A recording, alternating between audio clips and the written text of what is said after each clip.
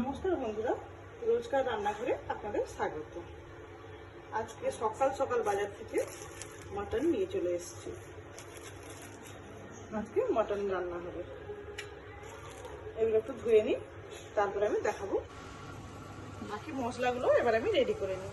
আলু নিয়েছি এরকম বড় বড় করে কেটে, আর আজকে মাংসটা করবো পেঁপে দিয়ে মাটন করে দেখবেন।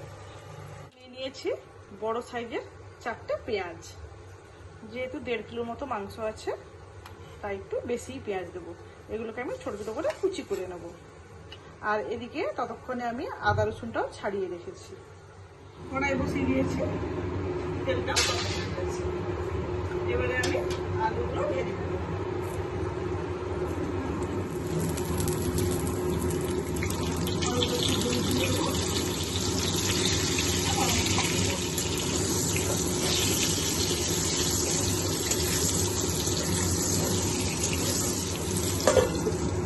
ঢেকে ঢেকে আলুটা ভাজা হয়ে গেছে।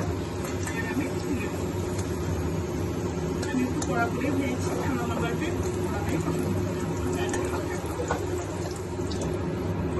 এবারে ওই তেলের মধ্যে পেঁপেগুলোকে হালকা ভেজে দেবো। পেঁপেগুলোকে বেশি ভাজবো, একটু নাড়িয়ে চাড়িয়ে রাখবো। ভাজা হয়ে গেছে, এবারে আমি এটা বন্ধ করবো। একটা অন্য কড়া দিয়ে নেবো, কড়া দিয়ে নেবো। দেবো এলাচ, লবঙ্গ, দারুচিনি আর একটু জিরে আর একটা তেজপাতা।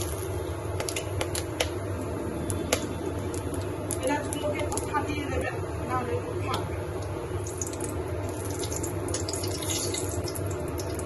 সুন্দর একটা গন্ধ বেরোতে শুরু করেছে। চপ করে রাখা পেঁয়াজগুলো দিয়ে দেবো।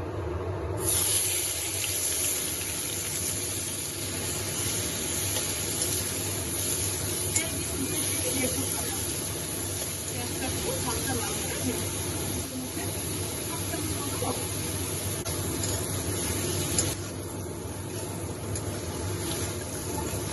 লবণ ভাজা হয়ে গেছে। এবার আমি এর মধ্যে দিয়ে দেবো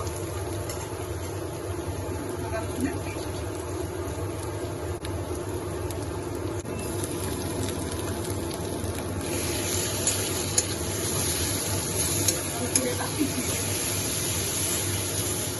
একটু ভাজা ভাজা করে দেবো, যতক্ষণ না কাঁচা গন্ধটা যায় ততক্ষণ এটা ভাজবো। হয়ে গেছে, তেল বেরিয়ে গেছে। এবার আমি এর মধ্যে দিয়ে দেবো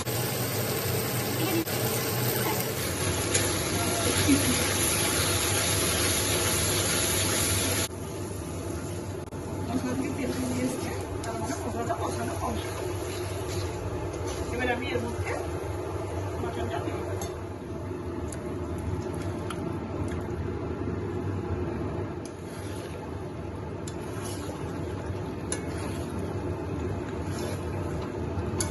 ভালো করে মিশিয়ে দেবো।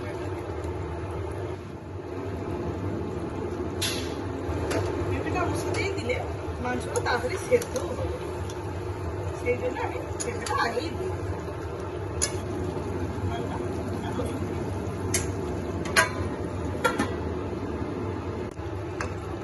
মাংস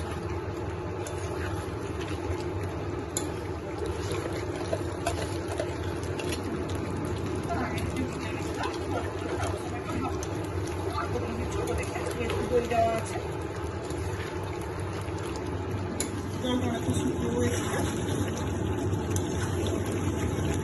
এর মধ্যে এবারে সবজিটা আর ভেজে রাখা আলুটা দিয়ে দেবো।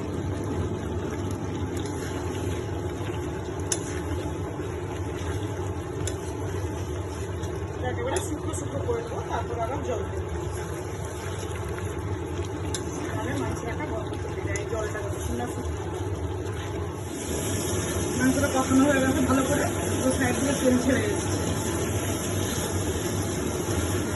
এবার আমি গরম জল দিয়ে দেবো।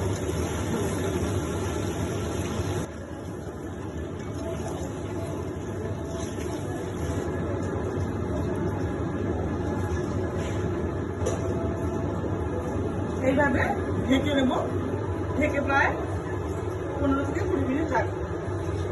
মাটনটা একটু সিদ্ধ হতে বেশি টাইম লাগে। অলরেডি হয়ে গেছে, তাও একটু ভালো করে সেদ্ধ করার জন্য 15 থেকে 20 মিনিট ঢাকা দিয়ে রাখবো।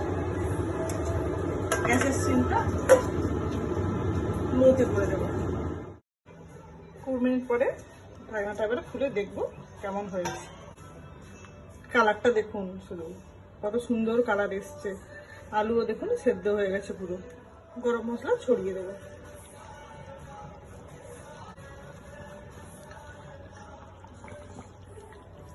রেডি আমাদের মাটন দিয়ে পেঁপে পাতলা ঝোল। এবারে গ্যাসটা আমি বন্ধ করে রাখবো আর ওটা ঢেকে রাখবো, যেহেতু গরম মশলা দিয়েছি তাই একটু ঢেকে রাখবো।